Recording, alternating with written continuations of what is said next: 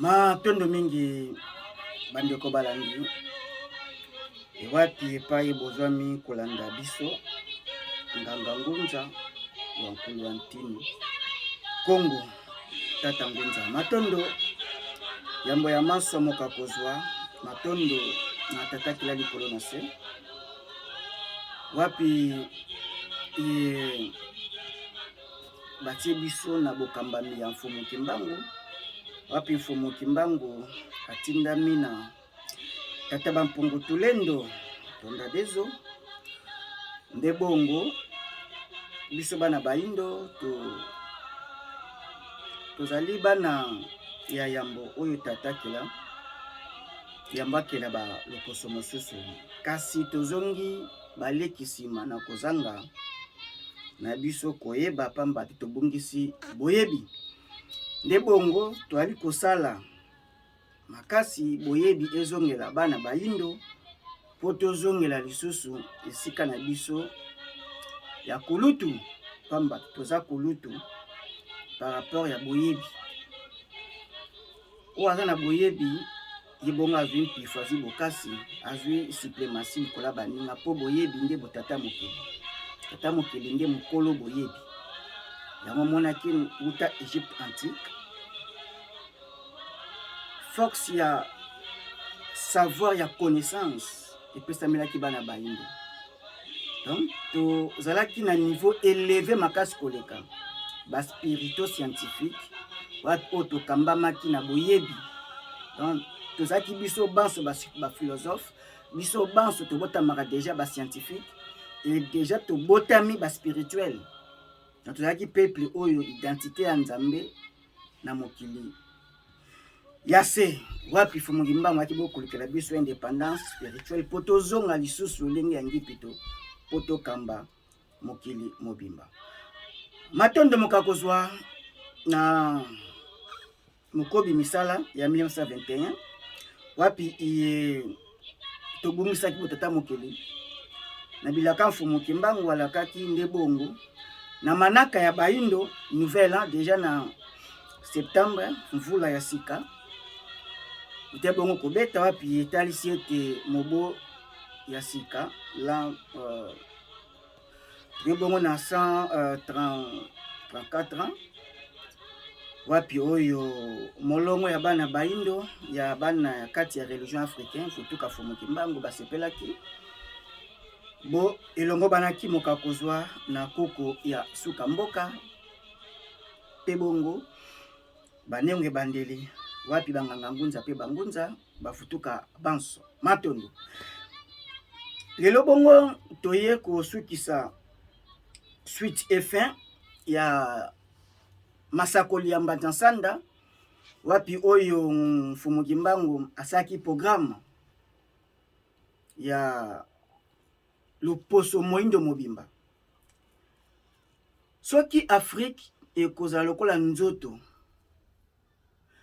donc pari ya Congo eza mutu e Congo aza miso wapi oyo ata munene ya mutu soki aza miso ya kokufa bakotambusa ye akolongwa moto na lolenge ya komonela kasa kokoma dépendant vini mobimba nde Congo lokola aboyi kofungola misu ndeze pesa pasi na nzoto Afrique atambola donc Afrique azotambola ya kotatone nde pasi ya évolution même scientifique ya Afrique et salama pamba te misu ezomona te nde bongo mfumu Kimbangu asalaki prophétie oyo déjà elali ezolamuka tozokoba ndenge totaki kotalisa na video oyo uti ikoleka kama moko na mibale ya mibu déjà eleki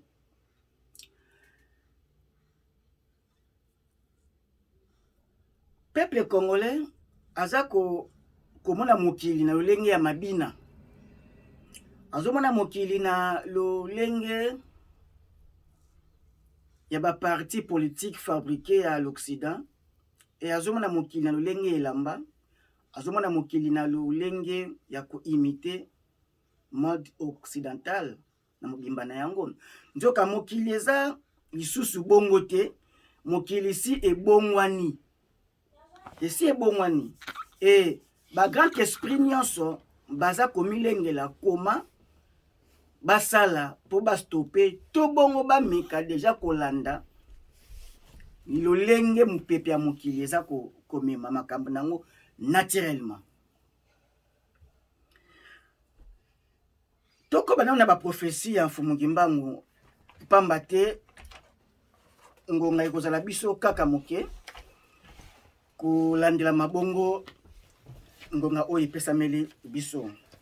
Tokobi lecture ya ba prophétie oyo batiaki na lopoto mpona kofacilite compréhension ya Congo belge, kasi mingi penza epesamaki na Kikongo. Donc langue des élites, langue spirituelle, langue oyo ekolobama na Union africaine, na sens ya fédération oyo Afrique ekozala nango lobi. Donc langue Congo ekozala langue administrative oyo ekokamba, langue spirituelle, langue scientifique oyo kozala na ba moins de détails ya bainvention ba yindo oyo bakosala kala mingi te tokomi na ngonga na yango. Mfumu Kimbangu akobaki koloba lolenge iye. Akobaki lobi je serai moi-même le représentant de ces rois. Je liquiderai l'humiliation que depuis le temps des plis reculés l'on a cessé d'infliger aux Noirs, car de toutes les races de la terre, aucune n'a été autant maltraitée et humiliée que la race noire. Continuez à lire la Bible.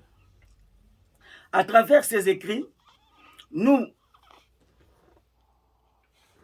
vous arriverez à discerner les actes de ceux qui sont venus vous apporter ces livres et les écrits ou principes moraux contenus de ces livres. Il faut qu'un voleur soit saisi de l'objet qu'il a volé. Nous aurons notre propre livre sacré dans lesquels seront écrits des choses cachées pour la race noire et le peuple du Congo. Un instructeur enseignant, Longi, viendra avant mon retour pour écrire ces livres et préparer l'arrivée du grand roi divin, l'Equatulendo. Il sera combattu par la génération de son temps, mais petit à petit, beaucoup de gens comprendront et suivront son enseignement. Car l'arrivée du roi sera sans pardon. Alors il faut que le peuple du Congo soit instruit avant cet événement. Nabandi document oyo bandeko balandi soki koko sozali ya kozwa yango bokomeli biso tope bobengi tope boluki esika oyo religion africain futuka Mfumu Kimbangu basanganaka bayebanso baza na document oyo to pesi to totangi et continue penza. Donc na bayinda mokili mobimba yana mutu moko te eteni ya bonzambe ya science ya religion o apesa programme exact ya lobi ya kotambola ya bayinda soki Mfumu Kimbangu te. Nde Mfumu Kimbangu azali pièce maîtresse ya évolution ya biso bayindo kati na mokili ya mosuni.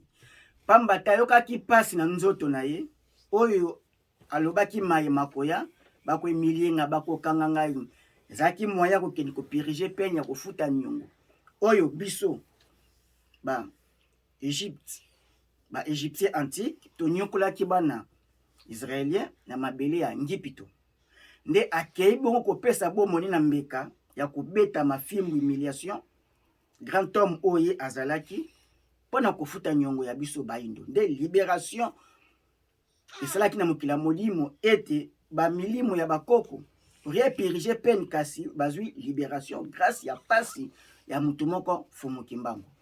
Tokobi koloba ete ayebaki maye makoya alobi ye moka kozala représentant ya roi wana. Donc roi oya goya akoya na bonfumuki mbangu, akoya na kombe ya mfumuki mbangu, akoya na tradition na culture, akozongisa boyindo, akozala trop pro-occidental, akozala mingi attaché na kiboyindo, tento koyebelela ebongo. Mais yambo ya nyonso eko malobi, il faut na nulongi motangisi enseignant aya. Et ye enseignant wana nde il faut atangisa, makozala na kokoso, bakobundise, mais muke batu, bakoyoka mateya na ye malongi na ye. Avant bongo, kwa tulendo mokonzi na nguya, bokonzi ya botata mokili eingela. Enseignant wana azwi charge ya kokoma livre sacré. Siko tokoyeba enseignant wana ndenge nini? E enseignant wana akobima na bitambi ya mfumuki mbangu. Na mate ya enseignant wana akolobela plus mfumuki mbangu. Akotalisa plus na batu mfumuki mbangu. Bon mfumuki mbangu na batu. Nde elembo ya yambo ya enseignant wana, ya longi wana. Lokola mfumuki mbangu atanga ki kelasi mulaite ya bapaya, e longi wana pe akoya na bitambi wana akotanga pe kelasi ya malonga te ya kimopaya, e akozala attaché mingi moni na ba valeur culturelle traditionnelle na bokoko na kiboyindo bilembo na ye na mateya na ye. Akobeta sete mingi ya tombwa ya bana bayindo, ya bomoko ya tribu Congo te, me ya Congo kachopa ya bayindo. Pamba te fumuki mbangu angajaki bapapa diangenda te, angajaki Congo central te, moins contre République démocratique du Congo, mais angajaki la race noire. Je suis le mvuluzi ya bandombe. Donc, azaki sauvé, il y a toute une race, il y a bainda mokili mobimba. Nde ba indisi ya oya koya kotangisa ye moko mfumuki mbangu akolata ye po bongo alakisa baindo nzela ya tombo ya libération. Donc indépendance spirituelle ekoteyama muke kino libale kosalama ya parti spirituelle et religion ya bonzambe na eteni ya politique. Ne bongo, il faut to continuer kotanga livre oyo, pamba te fo moyibi to kange na preuve. Bayindo bamoni maemaso izo salama oyo Bible koma veut dire esali ben verse makambo. Il y a rien de bon na Bible. Et puis Bible on ndenge yaki ekobima kala te kozonga. Pamba te catholique mtakombi Bible en Afrique. Ba protestant ba nyonso ba yekoya, y compris na Coran ekozonga. Kasi tozo basé en Afrique centrale, pas mate force ya christianisme ifandi mingi en Afrique centrale. Wapi le peuple congolais biso be na Congo to na responsabilité le to kotisa ki Bible christianisme, il faut to bimisa mo yo to sala makasi to telami bipai na bipai pona ko yebisa bandeko baindo liwa Afrique, liwa ya peuple congolais, liwa na biso ifandi kati na christianisme. Eza traité na Bible, donc faut to benga nango ikende. Poto zonga batu peto bikisa mabele na biso, tomo na tombwa na mikili na biso ya Afrika. Lelo tebi malamu ete la pédophilie, drogue, alcool efandi mingi na Vatican. Impinite za makasi. Donc déjà ba kokite kozala bayi o ba kokumba bonzambe na peuple mususu. Donc peuple elinde peuple Congo, la terre sainte nde Congo. Congo aza misu. Pamba te ayambi ba santu ya makasi na mabele ya Congo. Nde mabele ya Congo iponami mabele santu pona baindo. Okoye komona te mukolo moko un juif abenga ma Congo, mais il y a des noirs ba benga ba Israël. Donc omoni ete veut dire ba évangéliser moyindo jusqu'à na kati ya misisi ya mikuwa. Et ngonga tozo kende pona libération spirituelle. Mambo nyonso oyo za balaye efasi. Na contexte oyo to zanango lelo peuple congolais akotombama na bipai biso tozali.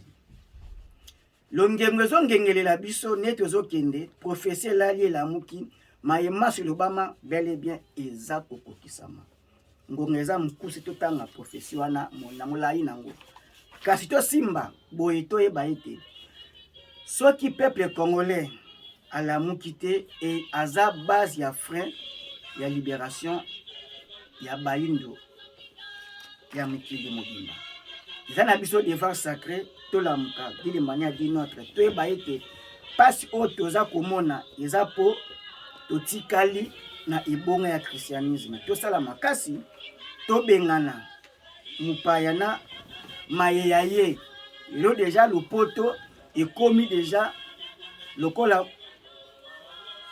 munoko infiltré na Mali et eza kolanda faut tobengana na munoko na bango na me bango bakumbaki na lolenge ya kozala kobana elamba na elieli ya kopakola bipakola pakola pena ko imiter bango et tozonga na ezaleli oyo fumukimbangu na nzela bakoko batikela biso na bilei na biso na olenge na biso poto vivre mieux on vit mieux que chez soi mupaya aza mupaya kimopaya nde liwa ya biso ba autochtone ngonga ekoki tozongisa bofumukimbangu nde boyindo nde bokoko tradition culture za identité oyo oponaki te oyo osengaki te kasi okutami nango po ozali yango ngonga ekoki bana bilaka tosimba malamu koloba ete fumukimbangu ayokama ndima mateyama na bana bayina mokili mobimba nde devoir sacré na biso tozwi